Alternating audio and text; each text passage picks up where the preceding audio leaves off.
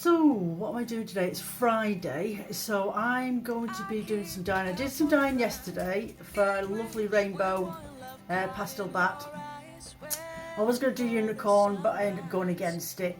So I've ended up dyeing some locks to go with that on a BFL, to go with the rainbow bat that I'll be listing next week. I'll be making that up over the weekend, but these are BFL locks.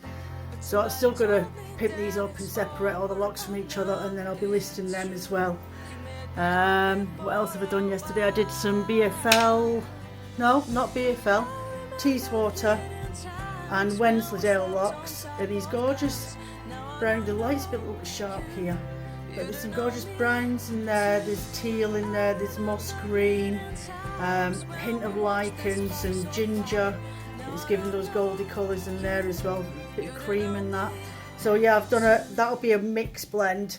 So they'll be going on my website next week. So today I am dyeing, which I've not done for ages, my Shepherd's Delight.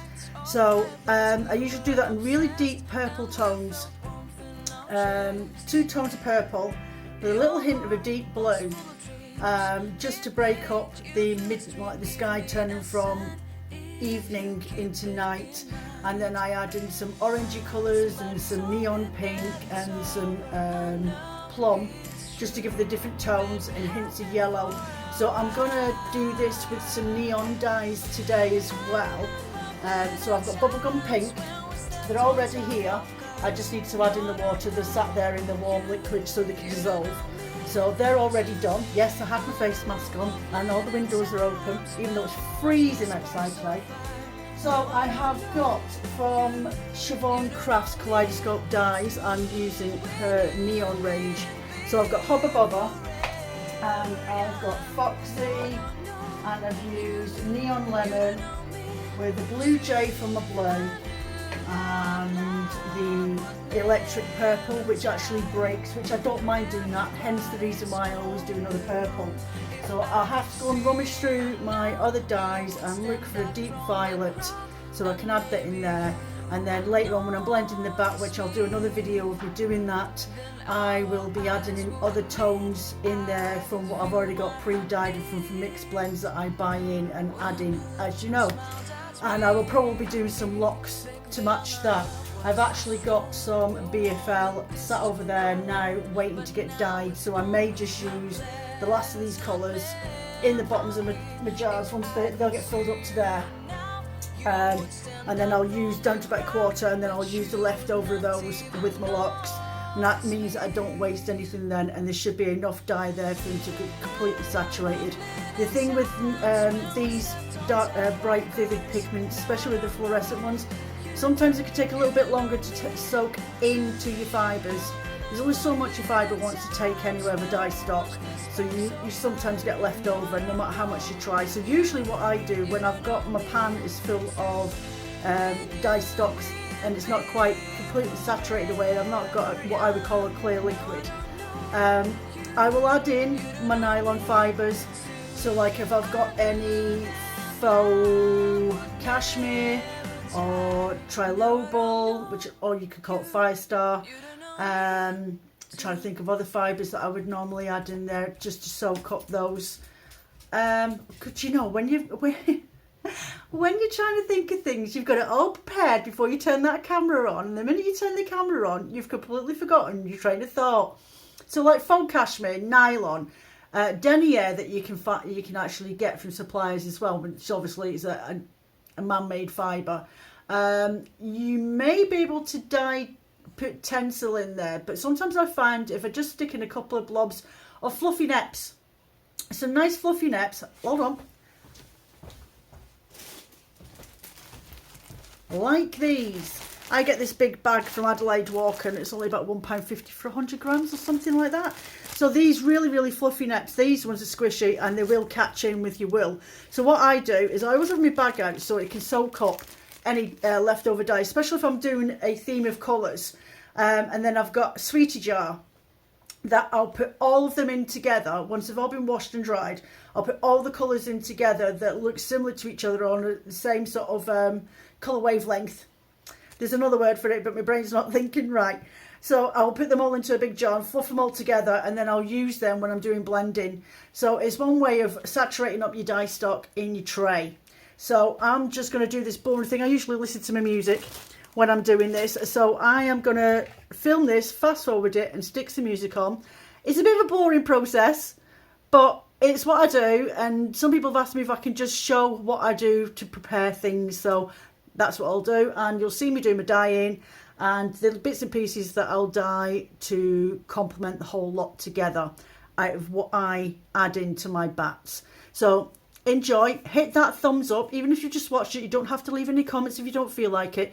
If there's any suggestions for any colourways that you want me to dye up in the future, let me know. I will be looking into some sponsorships for spins and things like that later on in the next few months, because as you can imagine, if I'm doing spinning, which I would love to do, especially for showing you how to prepare your bats, I won't use the wool. I'll put it on my shop, but if it sits there and doesn't get used, then I'll end up donating it or giving it away.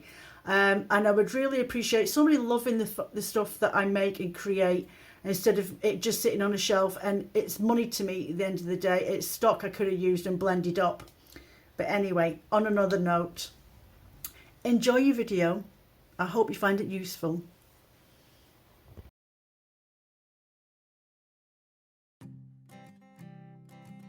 So what I'm doing here is I'm weighing out approximately 100 grams of, this one was the Teeswater.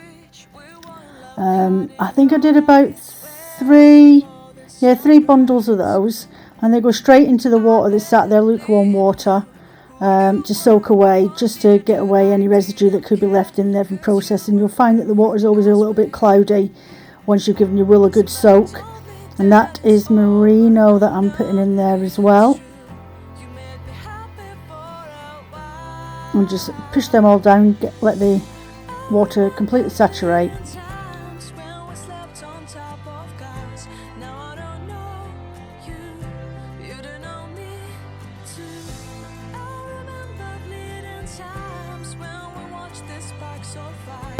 So the water had been sat in there for about half an hour or so, but it was enough time for me to be able to get that all rinsed off and in the tray. And then this is the process I now go to, and I wanted to dye some solid colours, and then I'll be doing a mixed tonal colour set as well in that tray.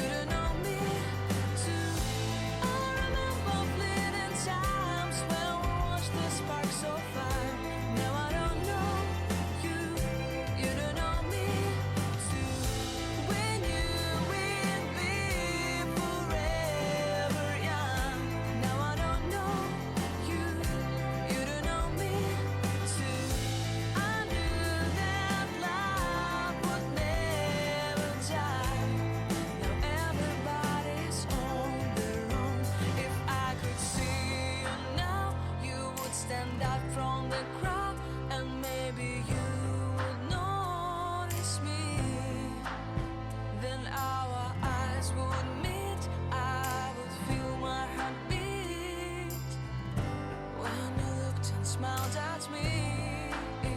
Back then our love was so strong. We wanted this to go on, but now it's only a pleasant memory. If I could see you now, you would stand out from the crowd, but you would not even notice me.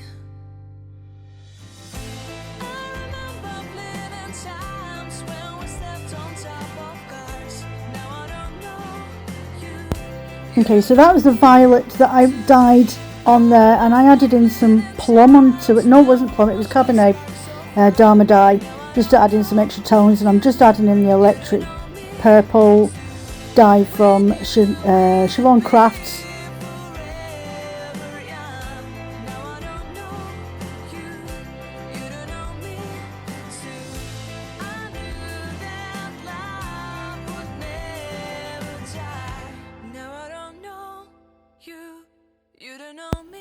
So you can see now as I'm taking it out, there's still some pink tint to the water, which that's fine for the now. But I love how this colour breaks up into two different colourways. So you've got like this really bright vivid purple and then that bubblegum pink in there. So I'm just adding in the bubblegum pink into that stock pot there anyway, because it makes no difference that that's got pink in there. And I'm just going to leave that for another 10 minutes just to simmer away.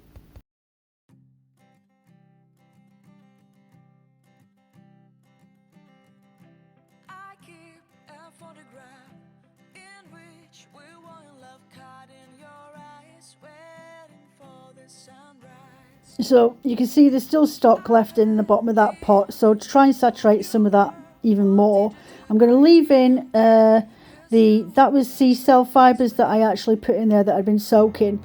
So I've left them in the pot to help saturate, and I've put in the really soft woolly neps to try and capture the last of that dye stock pigment. And I'm going to take that off the simmer in a few minutes and leave it to one side. And actually by the end of it, and I'll show you later on, it actually nearly cleared away as well.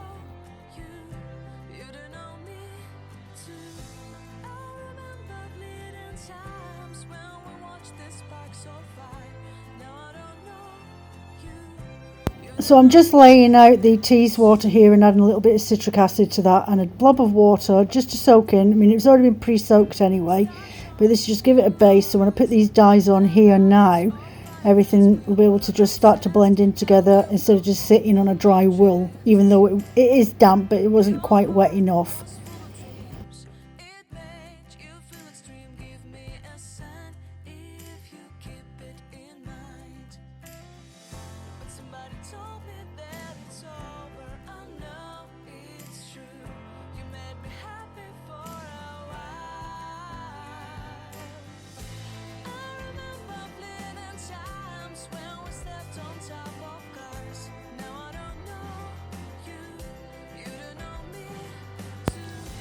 So this process took about 20 minutes to simmer all the way through, and I ended up with nearly, not quite, but nearly a dyed, clear dye stock.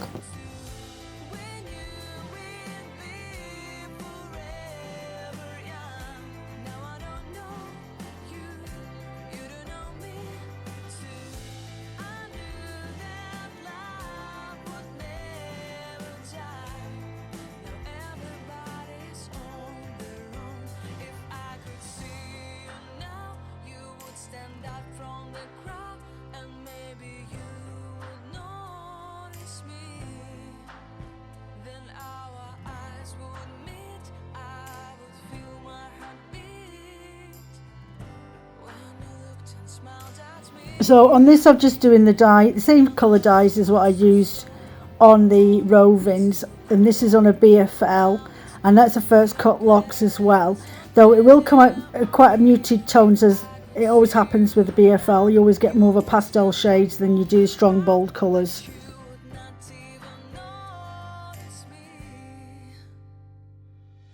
So whilst I was waiting for the wools to soak away in the sink, I ended up pulling out some long teas water first cut locks.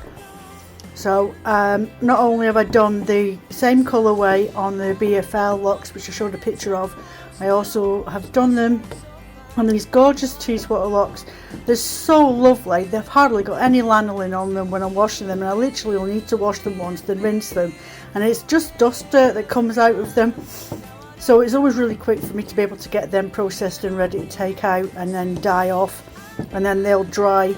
Currently today it'll be in front of the fireside because it is horrible and overcast outside, and there's no point hanging anything up out there to drip dry. So yep, that's what I'm doing now.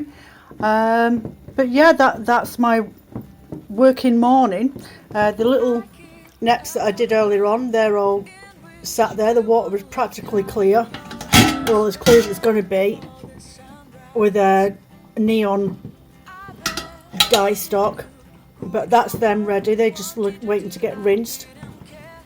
So that's that. This will be Shepherd's Delight tonal bat with sparkle in there as well, and I ended up dyeing some sea cell just to go with it, and some trilobal as well. So it'll be lovely and fluffy, and I've used merino wool and Teeswater wool for doing the actual bat itself, and I'll be adding in some little bits and pieces later on, but I will do a video of that in the next few days of me blending that bat up, and I will upload that to my channel as well. I hope you found this video useful. I really enjoy doing this sort of thing, and I really appreciate it if you would just show your support just by putting a thumbs up. That's all you need to do, and it helps other crafters find me on YouTube as well. Have a lovely day. Thank you. Bye.